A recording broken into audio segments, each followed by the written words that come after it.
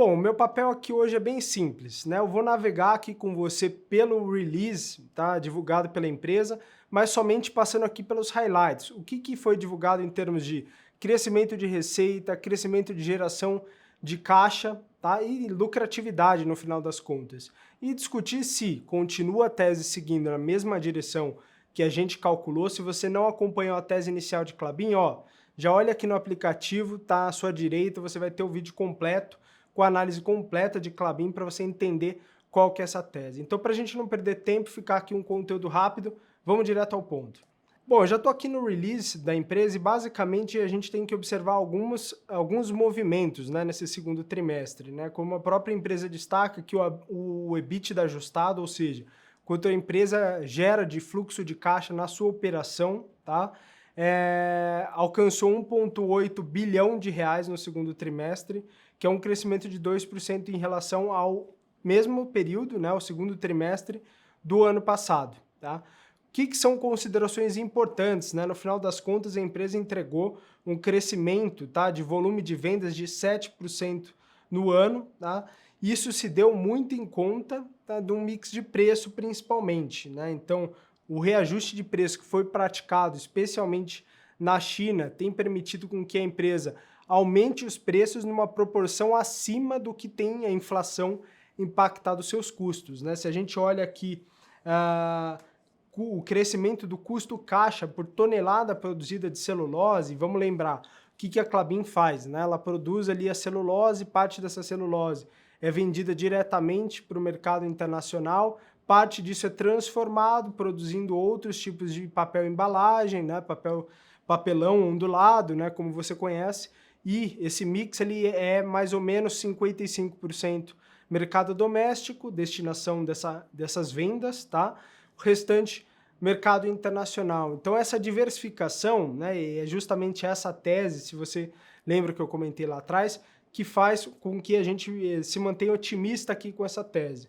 Vale pontuar que nesse trimestre, como eu falei que teve esses reajustes, tá, de preço da celulose, a maior parte desse crescimento de vendas veio justamente da celulose. Então, 36% desse volume de vendas em reais, tá, ele veio de celulose, não necessariamente da venda de papéis ondulados, papéis de valor agregado maior. Por quê? A economia está reaquecendo aos poucos, né? Então, China começa a consumir matéria-prima, mas ainda é mais difícil você vender num volume expressivo, né? Ainda que seja crescente, tá, no mercado doméstico.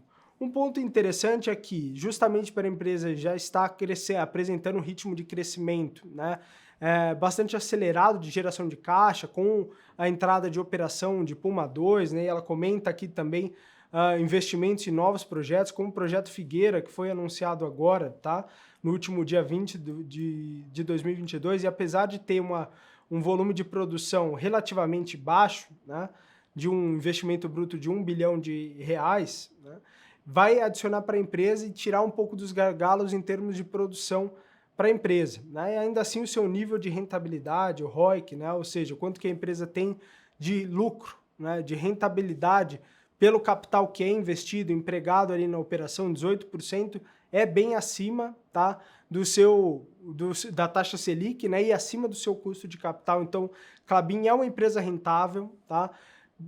Alavancagem é um problema? Não é um problema, tá, no meu ponto de vista, fazendo as projeções das operações que vão entrar, tá, em produção nos próximos anos, essa alavancagem que já caiu, né, a empresa até divulga aqui, a alavancagem caiu de 3,6 vezes a sua geração de caixa em 2021, já caiu para 2,7 vezes, então é uma empresa que está saudável, está gerando fluxo de caixa positivo para os acionistas, uma rentabilidade excepcional, né, e está pagando bastante dividendos, né, inclusive anunciou, junto com o release aqui de resultado, uma distribuição de quase 400 milhões de reais, que equivale a mais ou menos 2% de dividendos. Né? Então é uma rentabilidade excepcional, lembrando que a minha projeção para os próximos 12 meses para a Klabin está na casa dos 7% ao ano. Tá?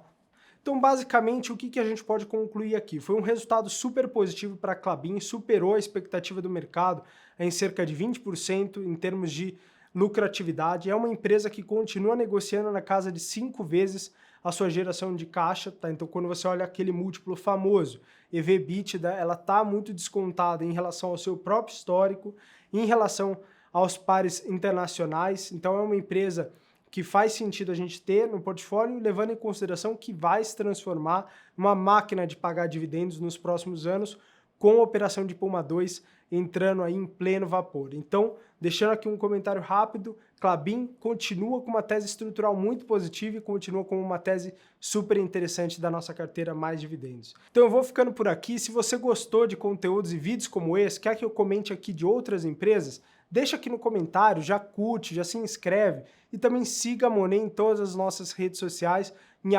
@InvistaMonet. Vou ficando por aqui, um forte abraço e a gente se vê no próximo vídeo.